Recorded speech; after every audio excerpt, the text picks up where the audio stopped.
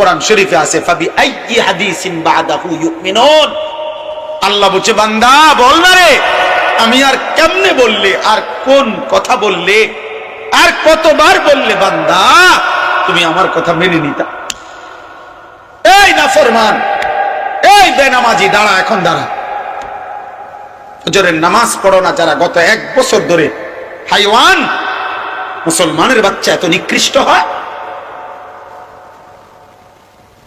তোর কোনো মা নাই, তোর কোনো বাপ নাই বেটা, তোর কোনো আল্লাহ নাই, তোর কোনো নবী নাই, তোর কোনো ধর্ম নাই। নাফরমান। জীবন মানে শুধু ভাত, জিন্দিগি মানে শুধু ভাত, জীবন মানে শুধু ঘুম, জীবন মানে শুধু পেশাব পায়খানা, জীবন মানে শুধু লজ্জাস্থানের চাহিদা পূরণ। এগুলো তো কুত্তারও পূরণ হয়। এই নাফরমান, খানা তো কুত্তাও খায়, ঘুম তো কুত্তাও যায়, পেশাব পায়খানা তো কুত্তারও হয়, লজ্জাস্থানের চাহিদা তো কুকুরও পূরণ করে। কুকুরের বাচ্চা হয় না? কথা বলে না। কুত্তার বাচ্চা হয়নি তো কুকুরের বাচ্চা হয়, মানেই তো তার চাহিদা পূরণ না হইলে বাচ্চা হয় কেমনে? তো তুমি এটা কি ভাবছো বাপ? 1 ওয়াক্ত নামাজও পড়তা না, কেমনে বাঁচবা? ফাকাইফা তাত্তাকুনা ইন কাফারতুম ইয়াওমান ইয়াজালুল বিলদানা শিবা।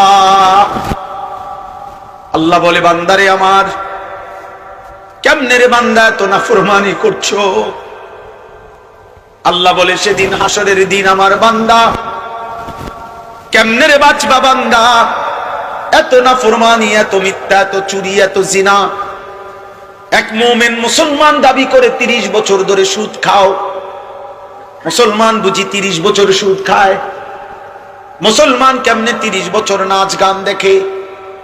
মুসলমানের মা, মুসলমানের বোন কেমনে 20 বছর ধরে বেপর্দা? মুসলমানের ঘরে কেমনে প্রত্যেক দিন নাটক, সিনেমা, নর্তকীর ছবি চলে, নাটক, সিনেমা চলে? আল্লাহ বলেন, আমার বান্দা এই যে দিন রাত নাফরমানি করছো, ফাকাইফা তাত্তাকুন, ওই হাসরের দিন কেমনে বাঁচবা বান্দা? যেই দিনের একদিনেই দুঃখ, কষ্ট আর পেরেশানি আর যন্ত্রণায় একদিনেই দুধের বাচ্চা, কোলের বাচ্চা বুড়া হয়ে যাবে। ইয়াওমান ইয়াজালুল বিলদানা শিবা। একদিনে ইয়াওমান, কয়দিনে? একদিনে বাচ্চা বুড়া হয়ে যাবে, একদিনেই কালো চুল সাদা হয়ে যাবে।